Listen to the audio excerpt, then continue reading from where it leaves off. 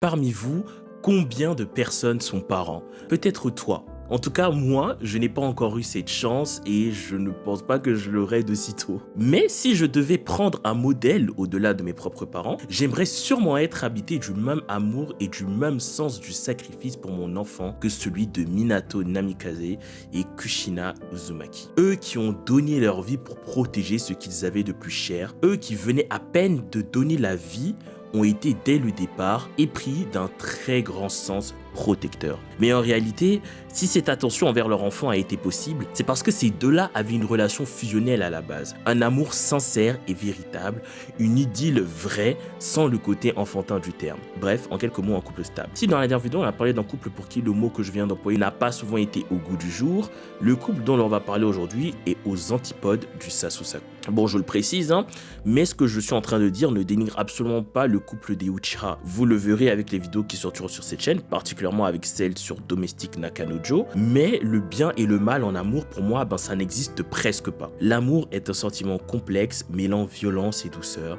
joie et tristesse, bonheur et mélancolie. Comprendre une personne qui aime n'est pas facile. Aimer ou être aimé, quelle chose complexe au fond. Mais à l'observation de certains couples, comme le Minakushi ou encore le Naruhina, couple pour lequel vous savez j'ai une très grosse affection, on a l'impression que cette chose si complexe qu'est l'amour devient d'une simplicité et d'une douceur sans nom. Oui, voilà, c'est ça.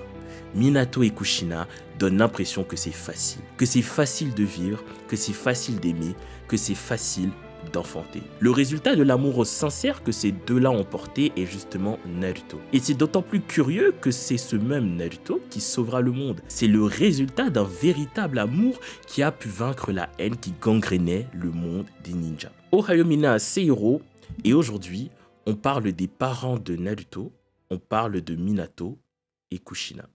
Ah, 子供の顔を見るまでは絶対に死ねないよ。この子が生まれたら心配事が2つになるわね。そうか、そうよね。じゃあ私が誰か当ててみて、ナルト。Quelque temps après la seconde grande guerre ninja, la femme du défunt premier Hokage Mito Uzumaki arrivait en fin de vie. Cette femme, en plus d'être une kunoichi possédant un très puissant chakra, était surtout le Jinchuriki de Kyuubi, le démon renard à 9 queues. Et justement, qui dit Jinchuriki en fin de vie, dit nouveau Jinchuriki. Mais on ne pouvait pas faire les choses au hasard.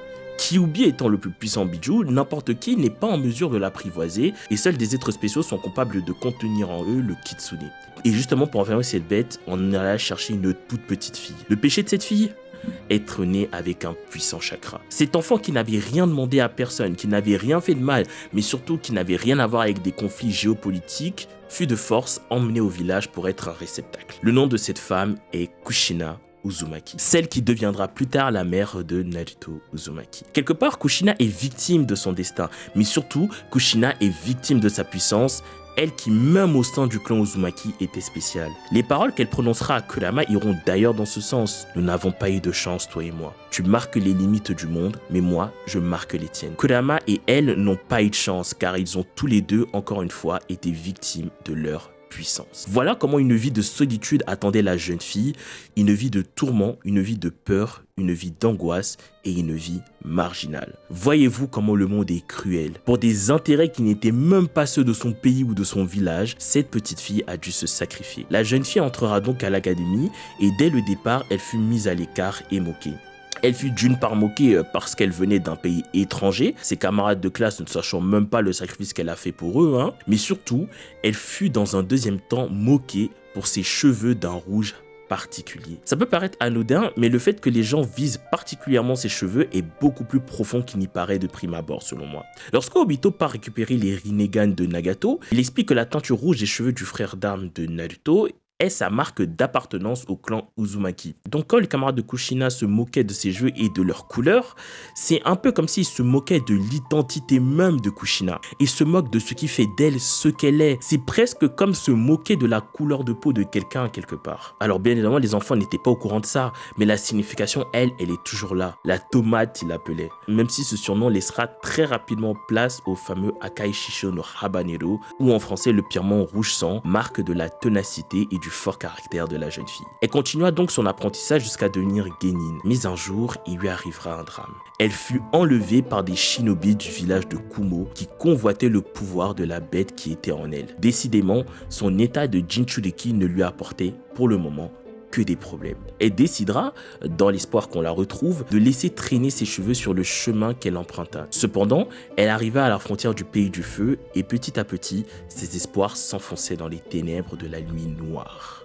Mais soudain, dans ces ténèbres surgit une lueur d'espoir et cette lueur d'espoir semblait être jaune, tel un éclair, vainquit ses ravisseurs. Et d'un élan tout aussi héroïque, cet éclair la saisit et la prendra dans ses bras avant de s'envoler dans le ciel et de faire face à la pleine lune. C'est là que les nuages se dissipa et qu'elle put mettre un visage sur cet éclair jaune. Et le nom de cet éclair, c'était Minato. Minato Namikaze. Quelle ne fut pas la surprise de la jeune fille. Cet homme qu'elle méprisait tant, qu'elle trouvait bizarre et qui semblait même la dégoûter un petit peu, était en fait un vaillant ninja et venait donc de lui sauver la vie. Et comment a-t-il réussi cet exploit ? Grâce à ses cheveux. Cheveux que ce garçon trouvait magnifiques. C'était la première fois que quelqu'un la complimentait sur ses cheveux. Cette chevelure rouge qu'elle haïssait de tout son cœur l'avait finalement sauvée et en plus de ça, l'avait permis de trouver l'âme sœur. Comme Kushina le dit elle-même, ses cheveux qu'elle détestait sont devenir le fil rouge du destin. Tout comme la relation amoureuse de leur fils, leur relation a une base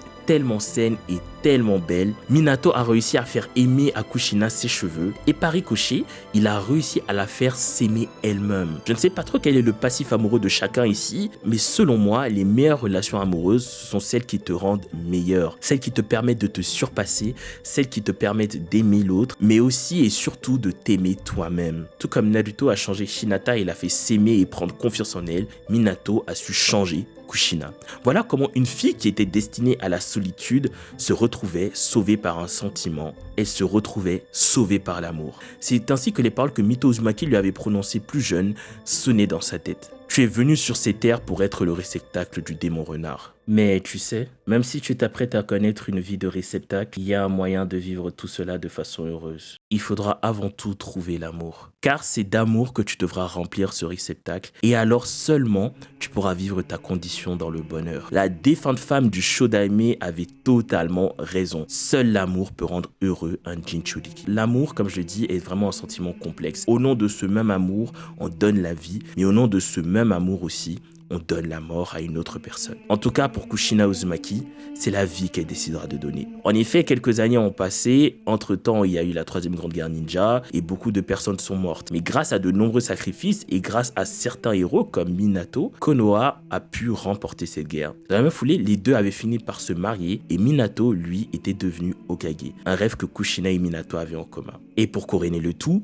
le couple attendait un heureux événement, un bébé. Kushina arrivait à terme et il fallait choisir un nom pour cet enfant. C'est donc plongé dans le premier roman de son maître que le Yondaime eut l'idée. Ce sera Naruto. Naruto, c'est un très joli nom, dira Kushina. Ils avaient choisi ce nom parce qu'ils voulaient que leur enfant soit aussi courageux et vaillant que le héros du même nom. Il était donc venu le moment de l'accouchement. Étant une femme Jinchuriki, le sceau qui enfermait Kurama s'affaiblissait pendant l'accouchement. Et donc, ayant pris toutes leurs précautions au préalable, cet événement aurait dû bien se passer. Et en effet, au départ, c'était le cas. Après un très long et très dur travail, la femme à la chevelure écarlate put enfin donner naissance à Naruto. Remplie de joie, Minato ne put s'empêcher de verser une larme et Kushina, elle aussi, était comblée. Malheureusement, les festivités furent de très courte durée. Un jeune homme qui était au courant du secret de l'accouchement débarqua afin de mettre Konoha à feu et à sang. Le plus marrant, je pense, est que lui aussi était motivé par l'amour, par un amour perdu. C'est pour ça que je répète tout le temps et que je continuerai tout le temps pendant ma vie à répéter que l'amour est un sentiment très complexe. En séparant le mari de sa femme, il extirpa le démon renard et lâcha ce dernier contre Konoha. Le village était à feu et à sang et même si Minato finit par vaincre l'homme masqué, il y avait toujours le problème de la bête qui se déchaînait. L'éclair jaune de Konoha prit alors une décision. Il décidera d'enfermer une partie du chakra de Kyuubi en lui et l'autre partie en son propre fils. Kushina, sachant ce qui attendait son propre bébé, ne fut bien évidemment pas d'accord. Elle refuse de sacrifier son sang, la chair de sa chair, son propre enfant pour le monde et la géopolitique. De toute façon, comment une mère qui a souffert 9 mois pour avoir son bébé pourrait-elle avoir un autre discours? Mais finalement, par confiance pour l'homme qu'elle aime, elle finira par accepter. Soudain, dans un instant de faiblesse de sa femme, Minato quittera les yeux de son enfant et le démon renard tentera de tuer son hôte. C'est ainsi que, pris d'un instinct maternel en premier, puis d'un instinct paternel en second, les deux parents se jetèrent sur les griffes du kitsune afin de protéger leur bébé. Et personnellement, je suis sûr que leurs corps ont agi seuls. C'est ainsi qu'ils scellèrent une moitié du démon renard, mais aussi une partie de leur propre chakra en leur nourrissant, lui confiant ainsi la destinée de sauver le monde. C'est un poids très lourd, mais comme il s'agit de leur propre sang, ils le savaient tout à fait capables et dignes de cette tâche. Et enfant qui ne sera en réalité que le prolongement de leur rêve à tous les deux, mais aussi le prolongement de leur amour. Comme je l'ai dit au début, c'est l'amour entre Minato et Kushina qui a sauvé le monde, et cet amour, c'est Naruto Uzumaki, l'Hokage orange de Konoha.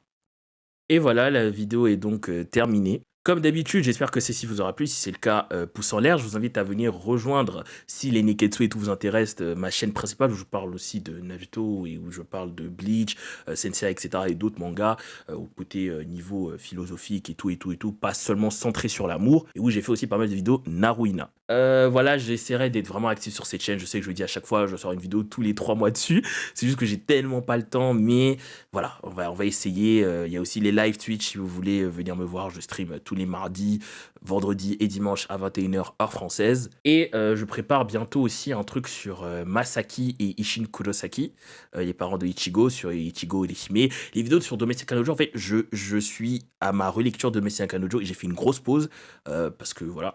Et je vais finir le tome et je vais vous sortir plein de vidéos sur Momo, sur Hina, sur mon bébé Rui.